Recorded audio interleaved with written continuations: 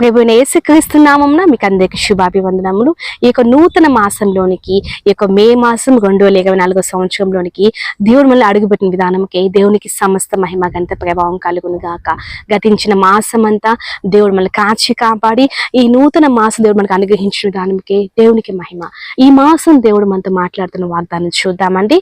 యెషయా గ్రంథం 48వ అధ్యాయం 17వ వచనం. నీ విమోచకుడును ఇశ్రాయేలు పరిశుద్ధ దేవుడినైన యెహోవా ఇలాగు సెలవిచ్చుచున్నాడు, నీకు ప్రయోజనం కలుగునట్లు నీ దేవుడినైన యెహోవానగు నేనే నీకు ఉపదేశం చేయుదును, నీవు నడవలసిన త్రోవ నిన్ను నడిపించుదును, నీవు నా ఆజ్ఞలను ఆలకింపవలని ఎంతో కోరుచున్నాను, ఆలకించిన యెడల నీ క్షేమము నది వలెను, నీ నీతి సముద్ర తరంగం వలెను ఉండును.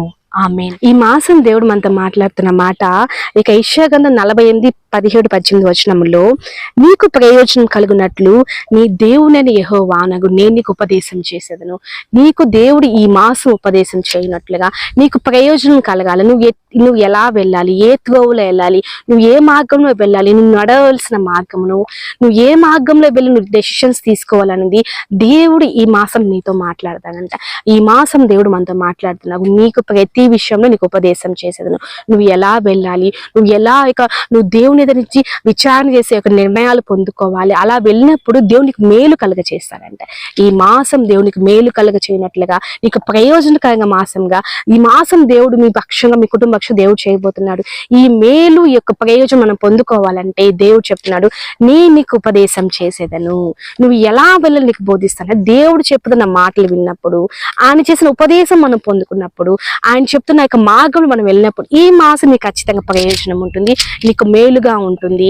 దేవుడు ఆ యొక్క మీ జీవితంలో ఆ ప్రయోజనము మేలు కలగచేయనట్లుగా ఉండాలంటే దేవుడు ఇక్కడ ఏం మాట్లాడుతున్నాడంటే, నేనెంతో కోరుచున్నాను. దేవుడు ఆశపడుతున్నాడు. దేవుడు మన దగ్గర నుంచి ఆశిస్తున్నాడు ఏంటంటే, నా బిడ్డలు నా త్రోవలో నడవాలి, నా బిడ్డలు నా ఉపదేశం ప్రకారం వెళ్ళాలి. అలా వెళ్ళినప్పుడు మన యొక్క నీతి ఎలా ఉంటుందంటే, మన క్షేమము నది వలెను. నది ఎలా ప్రశాంతంగా పీస్ఫుల్ గా ఉంటుందో అటు దేవుడు మన జీవితంలో ఈ యొక్క మాసం క్షేమంగా ఒక ప్రశాంతమైన జీవితాన్ని మేలులతో దేవుడు ఈ మాసం దీవించి ఆశీర్వదించినట్లుగా ఈ వాగ్దాన ఫలం మనందరూ జీవించినట్లు మనందరిలో నెరవేర్చబడినట్లుగా చిన్న ప్రార్థన చేసుకుందాం.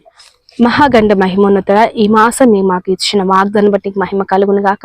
యెషయా గ్రంథంలో అయ్యా మాకు ఇచ్చిన వాగ్దానం నీకు ప్రయోజనం కలుగునట్లేదు, నీకు మేలు కలుగుతుందని, నా ఆజ్ఞలు నేను చేసిన ఉపదేశం నువ్వు అవి ఫాలో అవ్వమని, దాని ప్రకారం నడుచుకోమని తల్లి మీకు తెలియచేసిన వాక్కులకై మీకు ఉన్నాం తల్లి.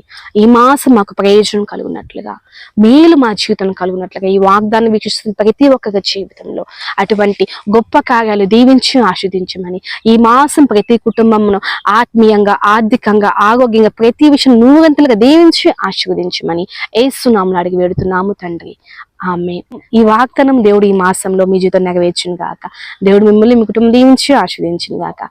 అందరికీ praise the Lord. God bless you all. Thank you.